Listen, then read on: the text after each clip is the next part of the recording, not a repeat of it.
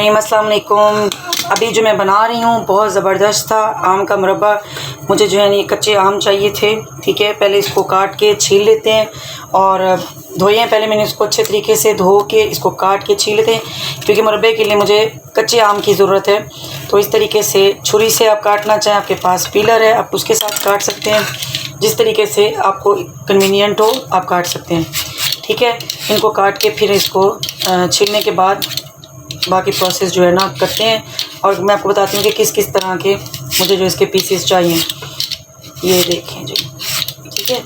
तो मैं दूसरा आम भी छील लेती हूँ, तो उसके बाद मैं इसको पीसेस करके मैं बाकी जो है ना स्टार्ट करती हूँ।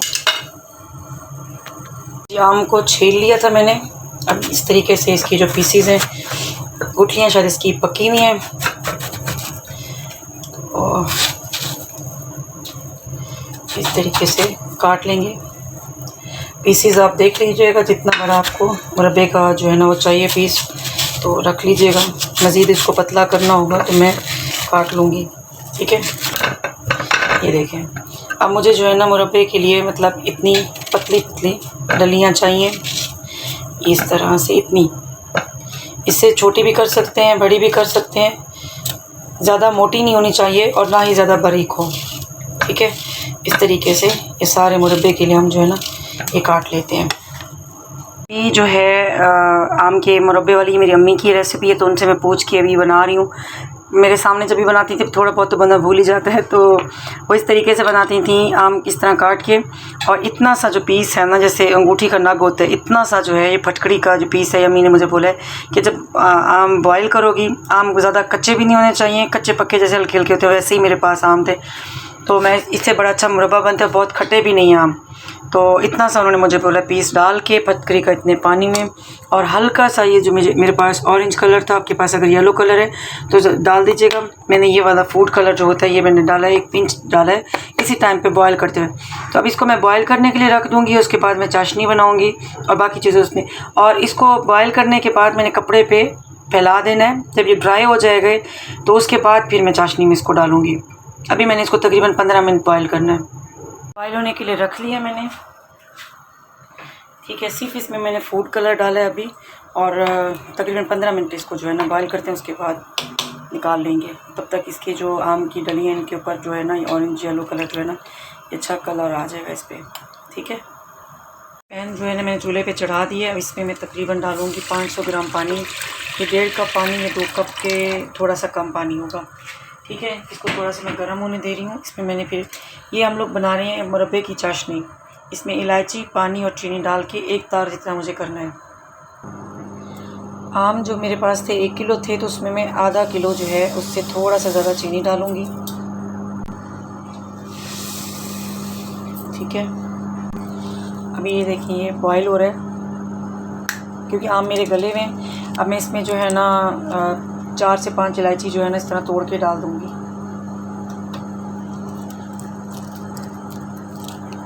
यहाँ पर मैंने बादाम भी डाल दिए हैं बॉयल करके, इनके छिलके उतार के, ये देखें। और ये भी ड्राई हो रहे हैं, और मैं इनके ऊपर भी जो है ना टिश्यू से भी ड्राई कर रही हूँ उनको। और मैंगो को भी इसी तरह से मैंने तकरीबन ड्राई कर लिया है। देखें थोड़ा बहुत जो आपको यहाँ पे नज़र आ रहा है पानी, ये भी ड्राई हो जाएगा। कितनी देर में हमारी चाशनी बन जाएगी, मैं इसको बार बार ड्राई कर रही हूँ। आधे पौने घंटे में मतलब ये सारे जो है ना आम और ये बादाम है ये ड्राई हो जाएंगे। और उधर हमारी जो चाशनी है वो भी, चाशनी गाढ़ी हो रही है। तो अब इस पॉइंट पर मैं इसमें सारे आम जो है ना डाल दूँगी। आम डाल के तकरीबन इसको मैंने बिल्कुल जो है ना स्लो तो नहीं किया, मीडियम से थोड़ा सा कम कर दें। ठीक है, ताकि थोड़ा सा आम भी जो है इसमें पक जाए। जब इसकी 1 तार बनेगी तब भी मैं आपको जो है ना दिखाऊंगी। और जो इसमें चीनी मैंने डाली है तो आमों में ये भी रख जाएगी। इलायची वगैरह की खुशबू सारा ज़बरदस्त। जब इसमें आप चाहें तो इसमें फूड कलर डाल सकते हैं, लेकिन मैंने आम के ऊपर क्योंकि फूड कलर जो है ना बॉयल करते हुए डाल दिया था, तो फूड कलर की ज़रूरत नहीं है। इसी तरह बहुत अच्छे हैं। और मैंने जो बादाम हैं वो भी ड्राई कर लिए। तकरीबन 1 घंटा जो है मैंने इनको ड्राई किया है, बादामों को भी और इनको आम को भी।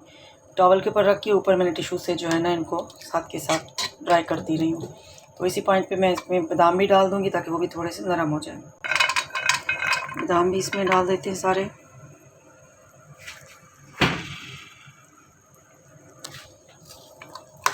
भी अच्छे खासे जो है ना ड्राई हो गए। तो बस इसको थोड़ा ढक्कन बंद करके 10-1 मिनट के लिए जो है ना पकाते हैं।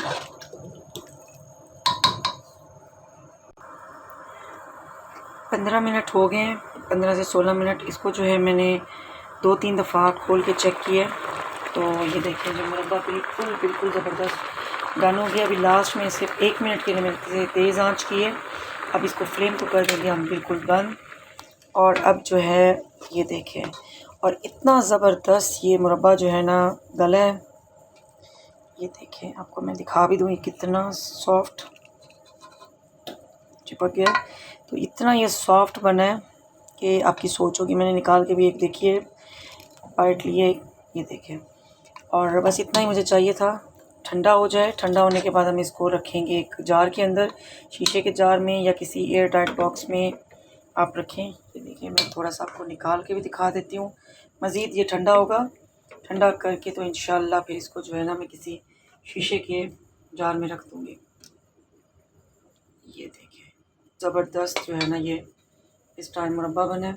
चखा भी है मैंने, बहुत अच्छा बना हुआ है। जब मैंने अभी लास्ट टाइम मतलब 1 मिनट पहले खोला था तो बहुत अच्छा बन गया था। और इसका जो ये जो इसमें इसका जो गाढ़ा पानी है, इतना मुझे चाहिए था जितना मैं आप इसमें देख रहे हैं, ताकि आप अगर किसी पराठे के साथ किसी चीज़ के साथ खाएं। मज़ीद ये ठंडा होने पे और भी गाढ़ा हो जाएगा।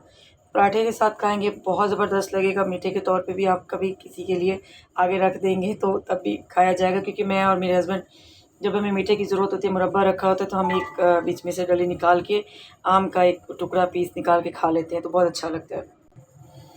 जब बिल्कुल ये ठंडा हो जाएगा, इसकी जो बिल्कुल आप हाथ लगाएंगे तो बिल्कुल ठंडा होगा, तो जो है ना आपने इसको रख देना है इस तरह के शीशे के जार के अंदर। और तकरीबन आपको कई महीनों तक भी ये ख़राब नहीं होगा, बिल्कुल भी नहीं होगा, क्योंकि इसमें मैंने जो टाटरी डाली थी, सॉरी वो पीस डाला था इसका